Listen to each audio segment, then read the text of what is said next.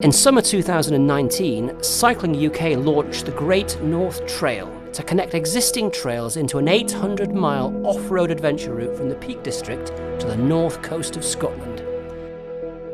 But if it wasn't for England's archaic access laws, the route could be even better. We can't use many paths and trails which would be perfect for riding on because historically they've been classed as footpaths. Cyclists and horse riders don't have a right to use these, and with 80% of our rights-of-way network out of bounds for them, it's really difficult to link up rideable routes on bridleways and byways. There are certain parts of the Great North Trail where we've had to compromise because we can't use the ideal route.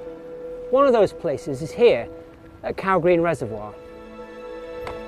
The ideal route would have been to come over Hike Up Nick behind me. That would have been a remarkable view for anyone riding the trail, passing down the side of Green Reservoir. But we can't, because at the county border, the bridleway turns into a 1.5 mile stretch of footpath that we're not supposed to ride on. This is the footpath. It's 3 or 4 metres wide, it's tarmacked and well surfaced. What would be the problem of allowing people to cycle along here? If it was upgraded to a bridleway, it would be available for everyone to use. Then there's Leeds Viaduct near Holtwhistle. It was restored in 1996 as a cycling and walking route. You can ride along most of the South Tyne Trail, except for this next 70-metre stretch, which is barricaded off. So you either have to carry your bike down some steep steps, or cycle 2 miles along a busy A road. It's time it was open for everyone to use.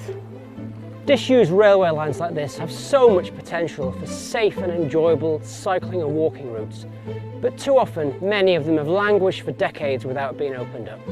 One example connects Garsdale railway station with the town of Hawes in the Yorkshire Dales National Park. To my left is the old public railway line from Garsdale to Hawes. If that was restored to allow public right-of-way, you could cycle between those two places rather than having to use this road as a detour.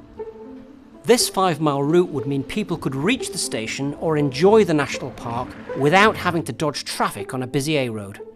It makes so much sense to convert them to multi-user trails at a fraction of the cost of building new roads, but this just isn't happening.